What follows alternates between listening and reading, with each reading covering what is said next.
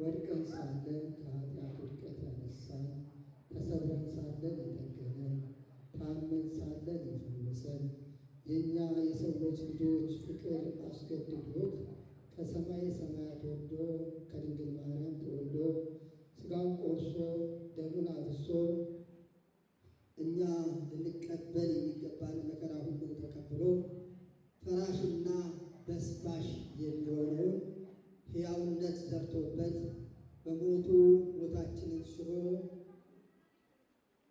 ትንሣኤያችንን የገለጸልን የትንሣኤያችን በኩር የሆነ የሁላችንም ተስፋ የሁላችንም አለኝታ የድንግል ማርያም ልጅ መድኃኔዓለም ኢየሱስ ክርስቶስ ስለማይነገር ስጦታው እስከ ዘላለሙ ድረስ ስሙ እየተመሰገነ ይሁን። የኤማሁስ መንገደኞች በሉ እስቲ። የተከበሩ አባታችን ቆሞስ መልአከ አርያም አባ ተክለ ሚካኤል የሊባኖስ ደብረ ሲና ቅዱስ ገብርኤል ቤተ ክርስቲያን ዋና አስተዳዳሪ፣ የተከበሩ መምህራችን መጋቤ ሃይማኖት ቀሲስ ልዑል የዚህ ቤተ ክርስቲያን የስብከተ ወንጌል ዋና ኃላፊ፣ የተከበሩ መጋቤ ስብሐት ቆሞስ አባ በርናባስ የዚህ ቤተ ክርስቲያን ዋና አገልጋይና የአብነት ተጠሪ የሆኑት፣ የዚቹ ቤተ ክርስቲያን አገልጋይ የሆኑት የተከበሩ ርዕሰ ደብር ቀሲስ ሀብተ ማርያም የዚቹ ቤተ ክርስቲያን አገልጋይ፣ እንደዚሁም ቀሲስ በኃይሉ የዚች ቤተ ክርስቲያን አገልጋያን፣ አበው መነኮሳት፣ ቀሳውስት፣ እንደዚሁም በአባቶች እግር ልጆች ተተኩልሽ ብሎ ነቢየ እግዚአብሔር ቅዱስ ዳዊት እንደተናገረው እንደተነበየው እናንተም ደግሞ ምንም በስደት ዓለም ቢሆንም ጊዜያችሁን ለሁለቱም ነገር አጣጥማችሁ ጊዜውን ወስናችሁ ሰዓቱን ወስናችሁ በሥጋም በነፍስም እግዚአብሔርን በነፍሳችን ማገልገል አለብን፣ በሥጋችን ደግሞ ለሥጋችን መስራት አለብን ብላችሁ ይህንን ሰዓት አመቻችታችሁ በዚህ በተጣበበ ሰዓት እንደ አባቶቻችሁ ስርዓቱን ሕጓን የቤተ ክርስቲያንን ቀኖናዋን ጠብቃችሁ በአባቶች እግር ስር ተምራችሁ የእነሱን ፈለግ በመከተል ይቺን ቤተ ክርስቲያን የምታገለግሉ ይቺን ቤተ ክርስቲያን በዝማሬ የምታደንቁ የዚች ቤተ ክርስቲያን መንፈሳውያን የሥራው ሃይማኖት ወጣት እህቶቻችን ወንድሞቻችን፣ እንደዚሁም ደግሞ ቂምና በቀል የሌለባችሁ ታካያት ሕፃናት፣ በዚሁም ከማንኛውም በላይ እግዚአብሔርን ሽታችሁ ድንግል ማርያምን ፈልጋችሁ ቅዱሳን ፈልጋችሁ እሱ በሚገኝበት እኛም ችግራችን በሚፈታበት ሐዘናችን ወደ ደስታ በሚለወጥበት ትንሣኤውን በምናይበት በዚህ በአምልኮ ስፍራ የተሰበሰባችሁ የቃሉ ድምተኞች የሆናችሁ ይህንን ቃል በያለበት የምትሰሙ የክርስቶስ ቤተሰቦች የንጽሕተ ንጹሐን የድንግል ማርያም የአስራት ልጆች እግዚአብሔርን ደስ አሰኝተው ጸጋውና ክብሩን የወረሱ የጻድቃንና የሰማዕታት ወገኖች እናቶቻችን፣ አባቶቻችን፣ ወንድሞቻችን፣ እህቶቻችን፣ ታዳጊያን ሕፃናት በሙሉ በወደደንና ባፈቀረን እስከ ሞት ድረስ ወዶን እንደገና በሞቱ ሞታችንን ሽሮ ትንሣኤውን የገለጸልን የትንሣኤው ባለቤት በኢየሱስ ክርስቶስ ፍጹም ሰላም እንደምን አደራችሁ? እንደምን አረፈዳችሁ? እንደምን ቆያችሁ? አዎ የዛሬዋን ዕለት እዚህች ዕለት ላይ እንደርሳለን ብለን አላሰብንም። እሱ ግን አድርሶናል። ትናንትና ምን እንደነበረ ታውቃላችሁ። ይህ ቤተ ክርስቲያን እንደዚህ በሰፊው የምንገለገልበት የተውሶ ቢሆንም ነገር ግን መገልገያችን ይህ ነውና ይህን የሰጠን ማን ነው? እሱ ነው። ይህ ሰጥቶን እያለ ግን በወቅቱ ባለው አስቸጋሪ ሁኔታ ተዘግቶ ነበረ። የትንሣኤው ባለቤት ሞት ያላሸነፈው መቃብር ያልገታው የእኛንም ትንሣኤ አሳይቶ ይህንንም ቤቱን በድጋሚ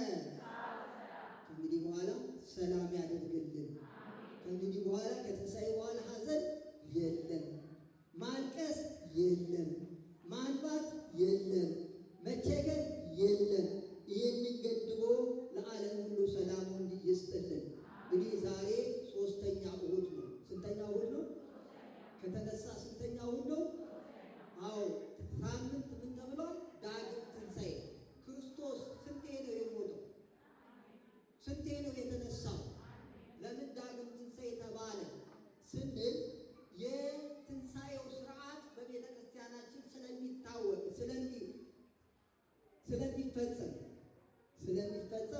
አግቦተ ግብር ይላሉ አባቶቻችን። ደግሞ ኢየሱስ ክርስቶስ የመጣበትን የላከውን አብን በአግባቡ በላከው መሰረት ከይሁዳ በስተቀር ከወልደ ሐሙ ከተባለው በስተቀር ማንም ሳይጠፋ ሁሉንም አድኖ የመጣበትን ሥራ ፈጽሞ ወደ አባቱ በክብር ከአባቱ ጋር በክብር የተስተካከለበትን ግብሬ ፈጸምኩ፣ በአባቴ የነበረው ክብሬ አሁን ተሰጠኝ፣ ይህን ሲል ቀድሞ የነበረው ሥጋ ስለለበሰ ነው።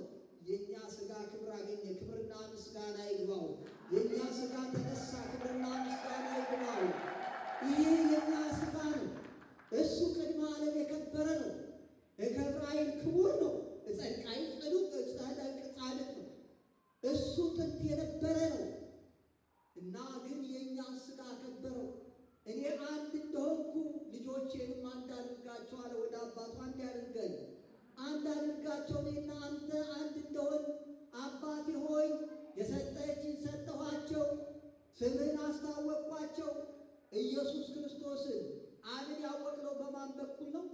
በኢየሱስ ክርስቶስ በኩል ነው። አብና ኢየሱስ ክርስቶስ አንድ ናቸው፣ በሕልውና አንድ ናቸው። ነገር ግን ሥጋን ለብሶ ተገልጦ የመጣው ከሦስቱ አካል አንዱ ማን ነው? ወልድ ኢየሱስ ክርስቶስ መጥቶ ሥራውን ፈጽሞ የሄደበት አግቦተ ግብርም ይላሉ። እንደገና ሰላም የተባለበት ምን የተባለበት? በዝግ ቤት እያሉ ሰላም ለእናንተ ይሁን። ለማን? ለእናንተ ለምታምኑ ሰላም ይሁን አለ። ዛሬም ሰላሙን ያድለን፣ ሰላሙን ይስጠን። እኔ የምሰጣችሁ ሰላም ዓለም እንደሚሰጠው አይደለም ብሎ ሰላሙን ሰጥቷል። ዛሬ ደግሞ በሦስተኛ ደረጃ ከተነሳ ጀምሮ እስከ 40 ቀን ድረስ በተለያየ ሁኔታ ትንሣኤውን ለማረጋገጥ እንዲያምኑ እውነተኛ ትንሣኤ እንደሆነ፣ አዎ መለኮት ሥጋን እንደተዋሃደ ይቺ የእኛ ቤተ ክርስቲያን ከምትለየው ከሃይማኖት ሁሉ ተዋህዶ ትላለች።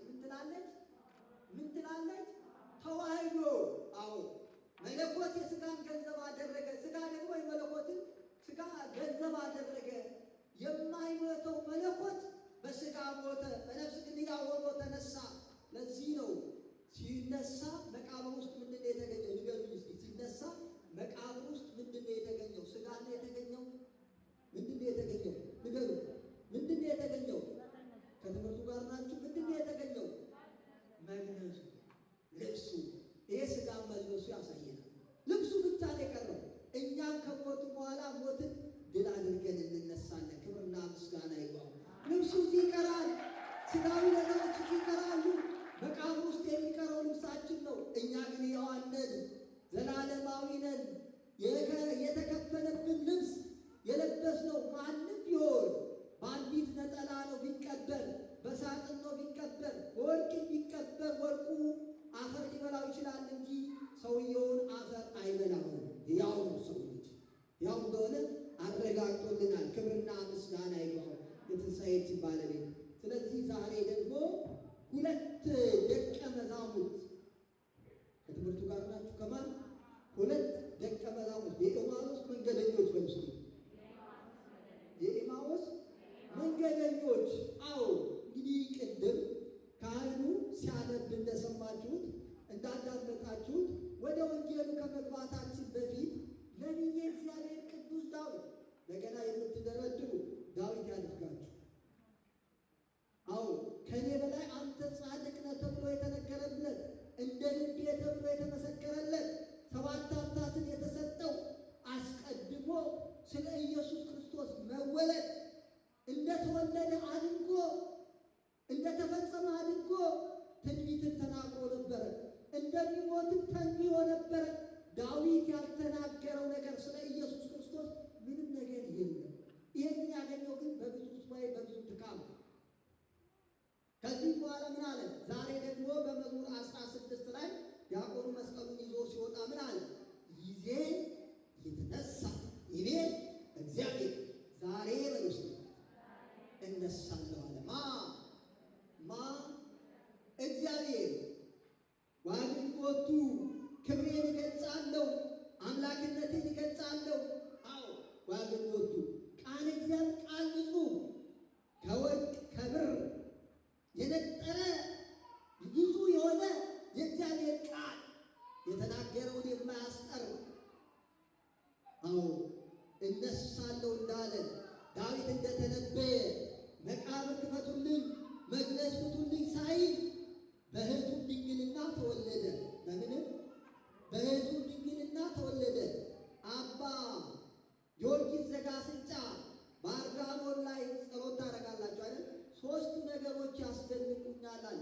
በእህቱም ድንግልና መወለድ፣ እንደገና በእህቱም መቃብር መነሳቱ፣ ሦስተኛው ደግሞ በዝግ ቤት ገብተህ ሰላምን ስትሰጥ።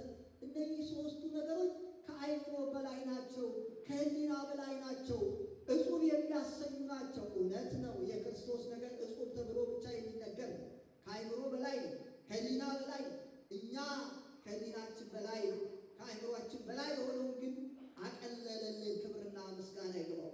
የከበደልን አቀለለልን። እንግዲህ ወደ ወንጌሉ ስንሄድ ሁለት ደቀ መዛሙርት ናቸው። ስማቸው አልተጠየቀም። ከሰው ማንና ማን?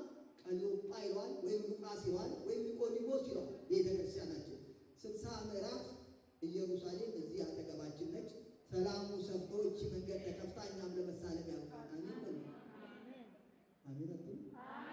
አዎ ለመሳለም ያብቃን። በእውነት አጠገባችን ነች። ይሄ የበረከት ቦታ ነው። እቺም የእሷ ክልል ናት። እመቤታችን የተወለደችበት ቦታ ሊባኖስ። ለዚህ እኮ ነው እግዚአብሔር የሚመጣውን ሁሉ መቅሰፍት በመጣበት የምትመልስ ድንግል ማርያም ነች። ለስም አጠራሯ ክብርና ምስጋና ይግባል። ድንግል ማርያም ነች። እና ስለዚህ መንገድ ይሄዱ ነበር፣ ጉዞ ይጓዙ ነበር። 60 ምዕራፍ ነው። 60 ምዕራፍ የሉቃስ ወንጌል ምዕራፍ 24 ጀምሮ ከቁጥር ጀምሮ ምንድን ነው የሚለን? ይጓዙ ነበር፣ መንገድ እየተጓዙ ይጠወልጉ ነበር። አረማመዳቸው ሁሉ እንደው ትክስ ያለ አረማመድ ነው። ዛሬ እኛ ስንጓዝ ከምዕራፍ 24 ከቁጥር 13 እስከ 20 አካባቢ ያለው ኃይለ ቃል ነው። በዚህ ኃይለ ቃል ውስጥ ሁለት ደቀ መዛሙርት እናገኛለን። መንገድ ነው የሚጓዙት። ንግግራቸው ግን የሚጥም ነው፣ የሚጣፍጥ ነው። ክስት ለእግዚአብሔር ፍኖተከ ይላል የእግዚአብሔር ቅዱስ ዳዊት። መንገድህን በውስጥ መንገድህን አደራ ለእግዚአብሔር ስጥ። ከማን ጋር? ከእግዚአብሔር ጋር ይጓዙ ነበር። እየተጓዙ የሚናገሩት እኛ ወደዚህ ስንመጣ ምንድን ነው እያወራን የመጣ ነው? ስንመለስ ምን ይዘን እንመለሳለን? አሉባልታ ነው ይዘን የምንሄደው? ቃሉን ነው ይዘን የምንሄደው? እስቲ እንማር። ምንድን ነው ይዘን የምንሄደው? ስንመጣ ወደ ቤተክርስቲያን ምን እያልን ነው? አንዱን እያነሳን አንዱን እያተረፍን ነው ወይስ ስለሞተልን ስለተነሳልን ዋጋ ስለከፈለልን ስለ ኢየሱስ ክርስቶስ ነው እየተናገርን የምንመጣው? ይህ ምንድን ነው ንግግራችን? የእነሱ ንግግር ልዩ ነበረ። አንድ እንግዳ ነገር ነበረ የተከሰተባቸው። ስለ ሞተው ስለተነሳው ስለ ኢየሱስ ክርስቶስ ይነጋገሩ ነበር። ስለማን? ስለ ኢየሱስ ክርስቶስ እየተነጋገሩ ሲሄዱ ጠወለጉ፣ ደከሙ ይላል። በእነዚህ ደቀ መዛሙርት ላይ ትልቅ ተስፋ መቁረጥ አለ።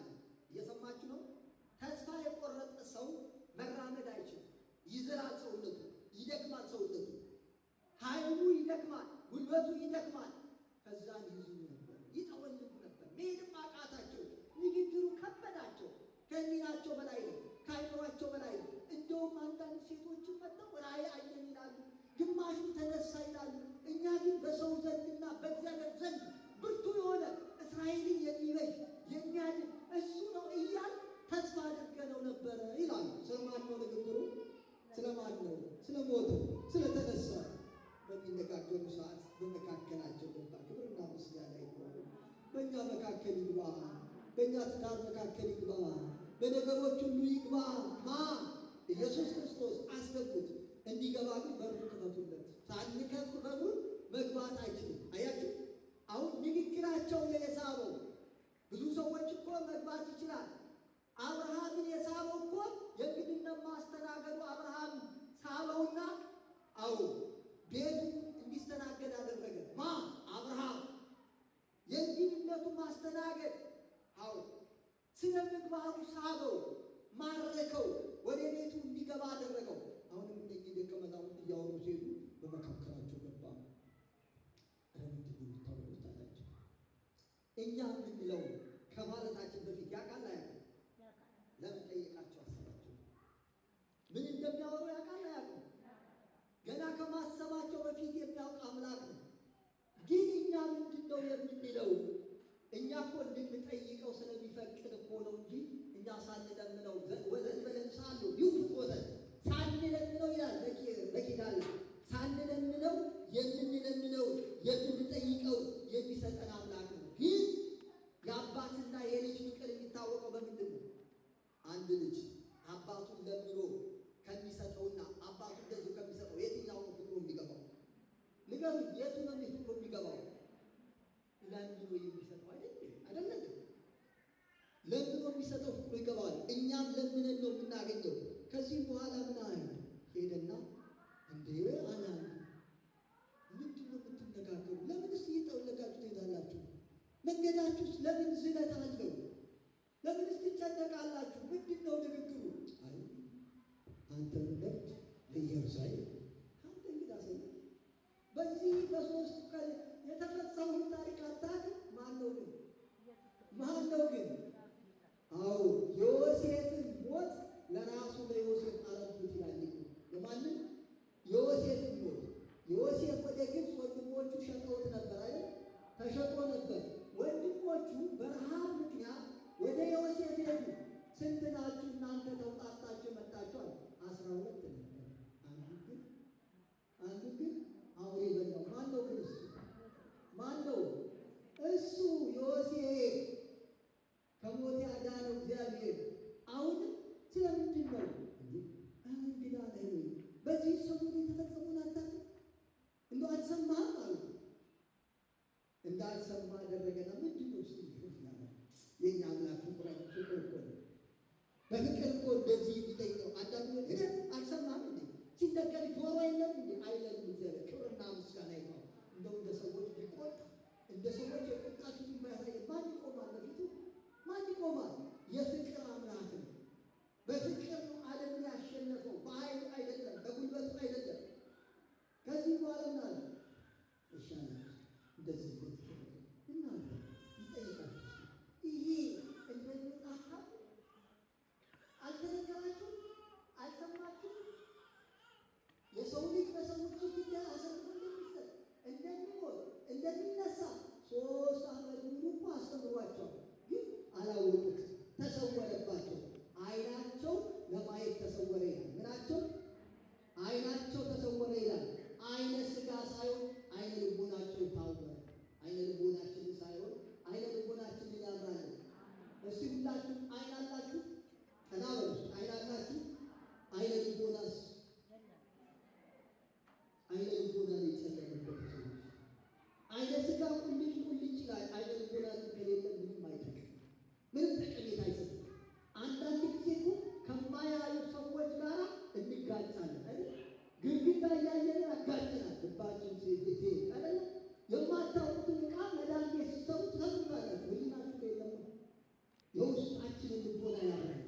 የአዳምና የሔዋን ዓይኖች እስከ 7 ዓመት ክፉ ነገር እንዳዩ ስትሰሩ ክፉ ነገር እንዳያዩ ይሄ ዓይናቸው አልበራም ነበር። በኋላ ነው ጠላት መጥቶ ይበላላችኋል፣ እችን ዕፀ በለስ ብሉ፣ እግዚአብሔር ትሆናላችሁ፣ እግዚአብሔርን ታውቁታላችኋል። አበላቸውና ዓይናቸውን አጠፋ፣ ዓይናቸውን አበራ። ነገር ዓይናቸውን አበራ፣ ዓይናቸውን አጠፋ። ምን አይነት ዓይን አበራላቸው? ሥጋው ዓይን፣ ኃጢአት የሚያዩበት ዓይን፣ ክፋት የማዩበት ዓይን ሰጠና ያ እግዚአብሔር የሰጣቸውን ዓይነ ልቦናቸውን አጠፋ። እኛንም ዛሬ ይሄ ይጠፋል። ዓይነ ልቦናችንን ያብራል። ዓይነ ልቦና እኮ ይበራል። እሱ እኮ ብሩ ነው፣ ብሩ ለራሱ አይደለም ለሰው ይተርፋል። ቅዱሳን እኮ ይህ ዓይነ ልቦና ስለበራላቸው ነው እኮ ለሌላው የተረፉት በጽድቃቸው፣ ሌላው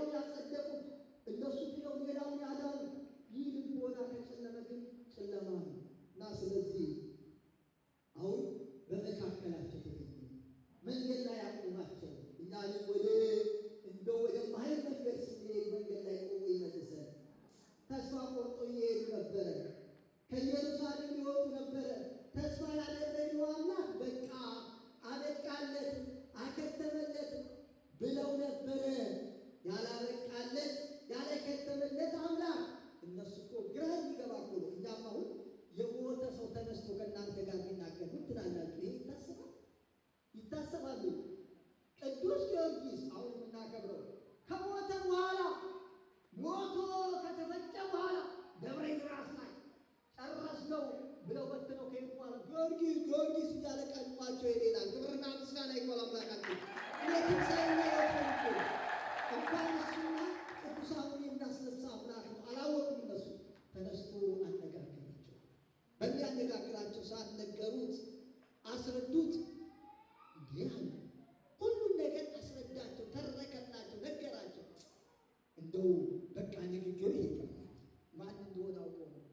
አምላክ መሆኑን አላወቁም። የተነሳው ክርስቶስ እንደሆነ አላወቁም። ከመግደላዊት ማርያም ያነሰ ዓይን ያላቸው እነዚህ ደቀ መዛሙርት እሱ አይታ ነው የተረዳችው። መቃብር ብቻ አይደለም፣ ክርስቶስን አይታ ነው የተረዳችው። ትንሣኤውን የሰበከችው እነዚህ እኮ ዛሬ እውነት እንናገር፣ ስብከት አንሶናል፣ ስብከት አንሶናል፣ ስብከት አንሶናል። ምንድን ነው ያነሰ? ስራ እንጂ ስብከት በየአገሩ ነው። ቴዎድሮስ ስብከት ነው፣ ሁሉ ስብከት ነው። የማይሰብከው የለም። አስተማሪ በዝቷል፣ ተናጋሪ በዝቷል። የሥራ ሰው ግን ዜሮ። ሁላችን ማለት የሥራ ሰዎች አድርገን እነዚህም ደቀ መዛሙርት የሰሙትን ማስተዋል አልቻሉ። የተነገራቸውን ቃል ማገናዘብ አልቻሉ። ይነሳል ብሎ ትንቢት ተተንብዮለት እንደውም ትንቢት አይደለም አልፎ ተርፎ ራሱ እኮ ነግሯቸዋል። እኔ በሦስተኛው ቀን እነሳለሁ፣ ሞትን ድል አድርጌ ሞትን ድል አድርጌ እነሳለሁ፣ እሞታለሁ፣ እሰቀላለሁ። ለዚህ ነው የመጣው እናንተንም ማድነው መከራ ተቀብዬ ነው እያላቸው እየነገራቸው አላስተዋሉም። ከዚህ በኋላ ምን አላቸው? ቀን መሽቷል አሉት። ምናሉ ቀን መሽቷል፣ ከኛ ጋር ይቆጥራል፣ ከኛ ጋር ማደር አለብን። እንግዳ እውነተኛ እንግዳ መሰላቸው። የኛ አምላክ እንግዳ ተመስሎ እኮ ነው የሚመጣው፣ በሰው ተመስሎ እኮ ነው የሚመጣው። ሳታውቁት እኮ ከኛ ጋር ነው ያለው፣ ከኛ ጋር እኮ ነው ያለው። እነሱ በሦስተኛው ቀን አያችሁ፣ ለብዙ ዓመታት ለ3 ዓመት አብረው የኖሩትን በ3 ቀን ረሱት። በስንት ቀን? በስንት ቀን? እኛ ብዙ ነገር አድርጎልን እግዚአብሔር በአንድ ጊዜ አልረሳንም፣ አልዘነጋነው፣ ውለታውን አልረሳንም፣ ረስተናል፣ አልረሳንም። ብዙ ነገር አድርጎልን እግዚአብሔር እንደሌለ የቆጠሩ ሰዎች የለን አለን እኮ። ይሄ ነው ትልቁ ነገር። እነሱ ከዛ በኋላ ምን አደረጋቸው? በሉ ቀኑ መሽቷል አሉት። ግባ ከኛ ጋር እደር አሉት። እሺ አላቸው የፍቅር አምላክ። አዎ ግባ አሉት። ወደ ቤታቸው አስገቡት፣ ወደ ማዕዳቸው አስገቡት። ማዕዳቸውን ባረከው፣ ዓይናቸውን አበራ። ክብርና ምስጋና ይግባው። ማዕዱ ተበረከ፣ ዓይናቸው በራ። ወይኔ እንደዚህ ስንቀር እንደው ሲተርክልን ሲነግረን አልገባም ብሎን እንደው ለካ ራሱ ነው አለ። እንደው ምን ይላል ታምረ ኢየሱስ ላይ መልአክ መጥቶ ይሄ እኮ አብሯችሁ የሚጓዘው ሞቶ የተነሳው እኮ ነው ክርስቶስ ነው ብሎ ነገራቸው ይላል። ይሄ እኮ አብሯችሁ የሚጓዘው ማን ነው? ሞቶ የተነሳው ነው። ስለዚህ ወገኖቻችን የኢማሙስ ወንጌለኞች ለእኛ ምን ያስተምሩናል?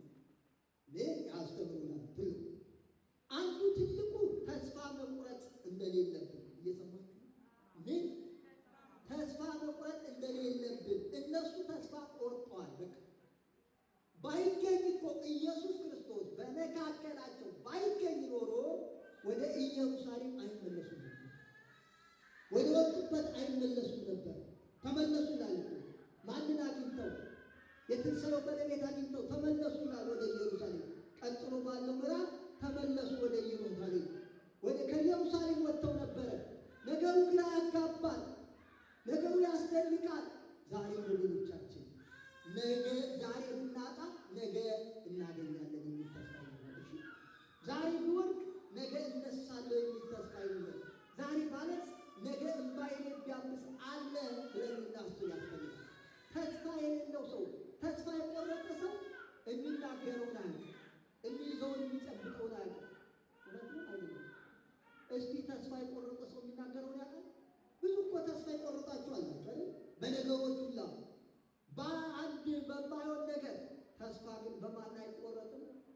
በማን አይቆረጥም? አዎ እነሳለሁ እንዳለ ተነስቷል። እሱ እመጣለሁ ካለ ይመጣል። ጠብቁት፣ በተስፋ ጠብቁት።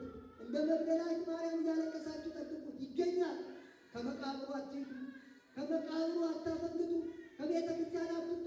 ታገኙታላችሁ። ነገ እንባችሁን ያብስላችኋል፣ ሐዘናችሁን ወደ ደስታ ይለውጠዋል። ስለዚህ አጽናናቸው፣ አረጋጋቸው፣ መንገዳቸውን ለወጠባቸው፣ ሀሳባቸውን ቀየረባቸው። አንድ ነገር ልናገርና አላምባ አሁን እየሄዱ ያሉት ከኢየሩሳሌም ወጥተው 60 ምዕራፍ ያክል ነው። ከኢየሩሳሌም ወጥተው እየሄዱ ወደ ሌላ ሀገር እየሄዱ ነው። በቃ እነዚህ ሰዎች እነዚህ ደቀ መዛሙርት ይሄ አሁን ኢየሱስ ክርስቶስ መንገዳቸው ላይ ለምን ቆመ? እስቲ ገቡ። ለምን በመካከላቸው ተገኘ? እቺ ብቻ ነው። ለምን በመካከላቸው ተገኘ? ለምን መካከላቸው ገባ? ንግግራቸው ተስፋ አስቆራጭ ነበር ናቸው።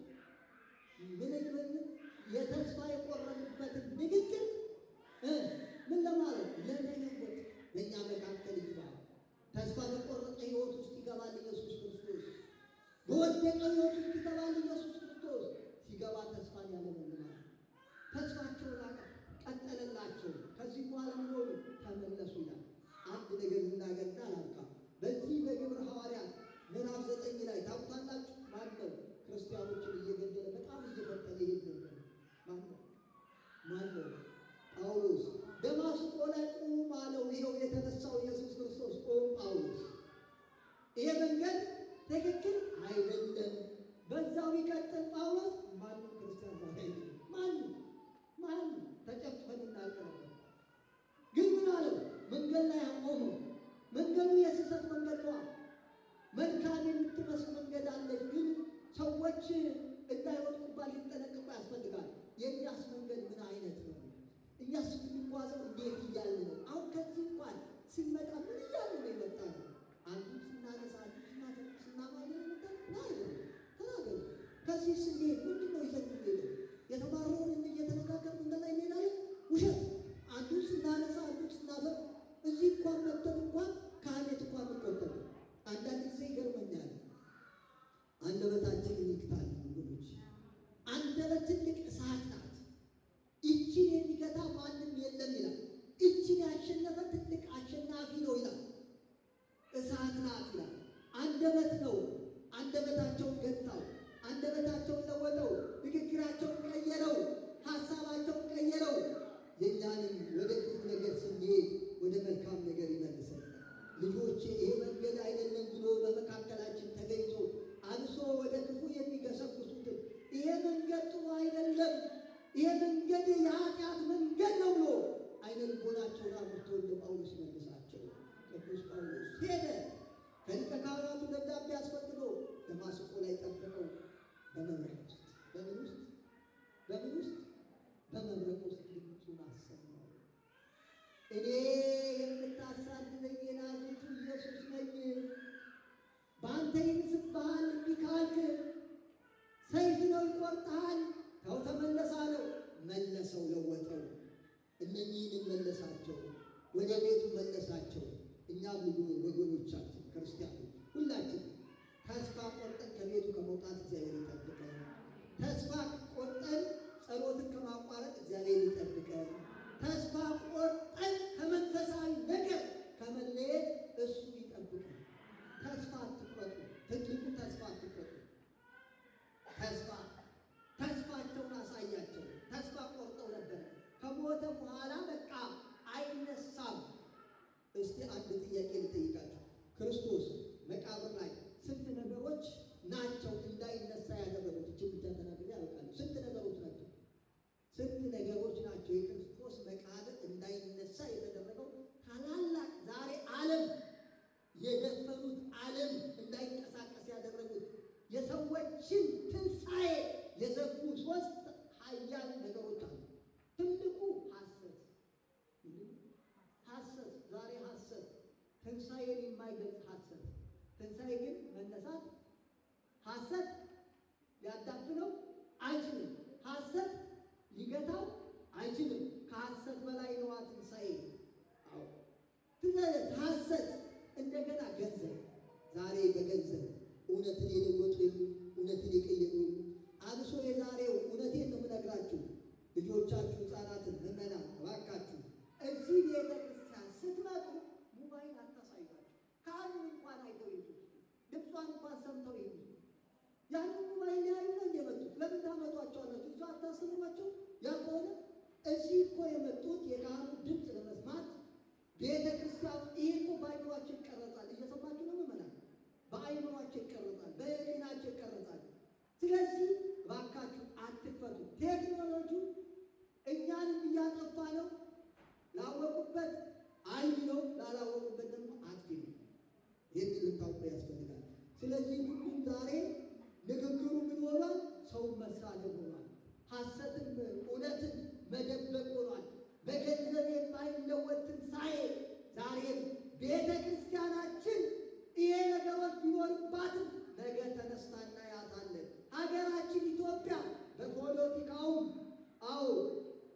እንዳትነሳ ቢደረግም ነገ ተነስታ እናያለን። ነገ ከፍ ብላ እናያለን። የክርስቶስን ትንሣኤ እንዳየን የሀገራችንን የቤተ ክርስቲያን ትንሣኤ ያሳየን። አምላካችን እንደ ኤማውስ መንገደኞች ከተስፋ መቁረጥ ሕይወት ያውጣል። ከተስፋ ሕይወት መቁረጥ ወጥተን እሱ እንደ ኤማውስ መንገደኞች በእውነት የሰማነው የተማርነው የእሱ ቃል የእኛም ማንነት ለውጦ ቀይሮ የትንሣኤው ሰባኪዎች አድርገን ለሌሎች አስተማሪዎች አድርገን የሰማነው በዘልጎላች ሰሌዳ ላይ ይጻፍልን። ሰምተን ለመዳን ያብቃን። የወላዲተ አምላክ አማላጅነት የመስቀሉ አዳኝነት አይለየን። የሁላችንም አሟሟትና ፍጻሜ ያሳምርልን።